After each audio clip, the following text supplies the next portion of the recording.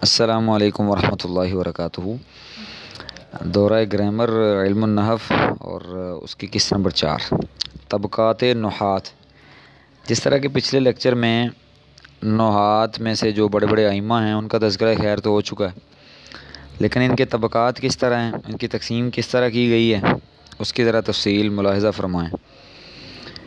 پہلا طبقہ جو کہ صحابہ کرام کے دور میں سے ہے، اس طبقے کے اندر سیدنا عمر فاروق رضی اللہ تعالیٰ عنہ، حضرت علی المرتضیٰ رضی اللہ تعالیٰ عنہ اور ان کے شاگرد ابو الاسد الدؤلی رحمۃ اللہ علیہ قابل ذکر ہیں۔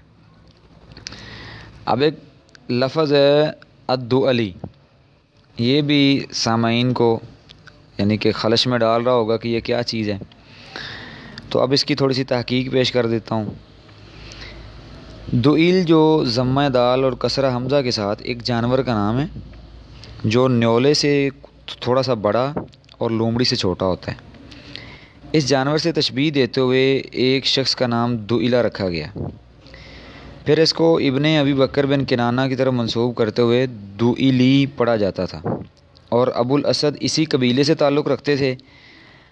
اس کے بارے میں احمد بن یحییٰ رحمۃ اللہ علیہ فرماتے ہیں کہ فعل کے وزن پر دؤیلہ کے علاوہ کوئی اسم نہیں آتا، واللہ اعلم بالصواب۔ امام اخفش رحمۃ اللہ علیہ فرماتے ہیں کہ نسبت وقت دؤیلہ کے حمزے کو مفتوح دؤلی پڑھتے ہیں تاکہ توالی کسرات لازم نہ آئے، یا برائے تخفیف حمزہ کو واو سے بدل کر دولی پڑھ دیتے ہیں، کیونکہ حمزہ مفتوح ماقبل مضموم ہونے کی وجہ سے تخفیفاً واو سے بدل جاتا ہے۔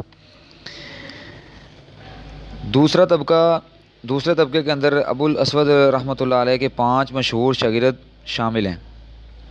ان میں سے پہلے ہیں انبسا الفیل، اور دوسرے ہیں مامون الاقرن، اور تیسرے نصر بن عاصم، چوتھے عبد الرحمن بن ہرمز، اور پانچویں یحییٰ بن یامر رحمہم اللہ۔ تیسرا طبقہ، اس طبقے میں ابو الاسود الدؤلی کے 2 صاحبزادے ابو الحرب اور عطا شامل ہیں۔ ابو الاسود کے دیگر شاگرد عبداللہ بن اسحاق اور عیسیٰ بن عمر اور ابو عمر بن العلاء رحمۃ اللہ علیہ شامل ہیں۔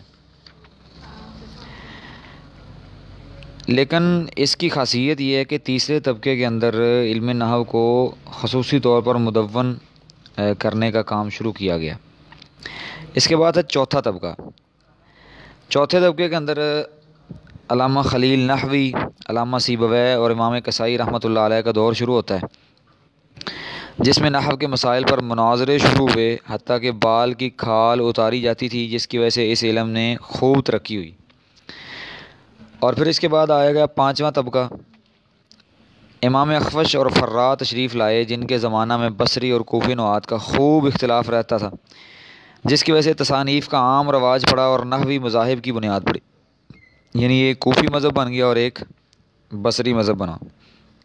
چھٹا طبقہ، اس طبقے میں علامہ صالح بن اسحاق الجرمی اور بکر بن اسحاق المازنی کا دور شروع ہوا۔ اس میں ایسی نحوی ترقی ہوئی کہ عورتیں بھی مسائل نحو خوب جانتی تھیں اور اشعار کی تصحیح کیا کرتی تھیں۔ ساتواں طبقہ، اس طبقے میں امام مبرد اور ثعلب شامل ہیں۔ انہوں نے اپنے دور میں علم نحو کا خوب عروج دیا۔ مبرد کی وجہ تسمیہ کیا ہے؟ جو ہے نا امام مبرد رحمہ اللہ، ان کی وجہ تسمیہ مبرد نام کی۔ امام مبرد کا قد بہت چھوٹا تھا۔ ان کو پولیس پکڑنے کے لیے آئی تو گھر والوں نے ان کو ایک مٹکے میں چھپا دیا، اور جب پولیس واپس چلی گئی تو گھر والوں نے کہا اخرج ایھا المبرد، مبرد اس سے نکلا، اس سے اس کا نام مبرد پڑ گیا۔ 8واں طبقہ، اس کے بعد 8ویں طبقے کے اندر امام اسحاق رحمۃ اللہ علیہ، زجاج، محمد بن سراج ابن درستوے، ان کا دور شروع ہوا۔ یہ علم نحو کا سنہری دور تھا۔ 9واں طبقہ، اس دور میں ابو علی فارسی، حسن صرافی اور علی بن عیسیٰ جیسے مشہور نحات شامل ہیں۔ ان کے دور میں علم نحو کا اتنا زور و شور تھا کہ شہر شہر، گھر گھر، قریہ قریہ، بستی بستی اس میں نحوی عالم ملتا تھا۔ پھر علماء کی نحوی مہارت اور علمی شوق کی وجہ سے جگہ جگہ نحوی مذاکرات اور مناظرے کی مجالس منعقد ہوتی تھیں، جس سے ایسا شوق پیدا ہوا کہ نحوی نوک جوک کے علاوہ علماء کا کھانا ہضم ہی نہیں ہوتا تھا، اور نشست و برخاست کی زینت نحوی تذکرہ بن گیا اور نحوی حکایات بیان کی جاتی تھیں۔ مولانا رومی رحمۃ اللہ علیہ نے ایک حکایت نقل کی ہے کہ ایک مرتبہ ایک کشتی میں ناوی سوار ہوا. اس نے ملاح سے پوچھا کیا تو نے نحو سیکھی ہے؟ تو ملاح نے کہا کہ نہیں. ناوی نے کہا تو نے آدھی عمر ضائع کر دی ہے. جب کشتی آگے چلی تو اسے سمندری طوفان نے گھیر لیا اور کشتی بھنور میں پھنس گئی.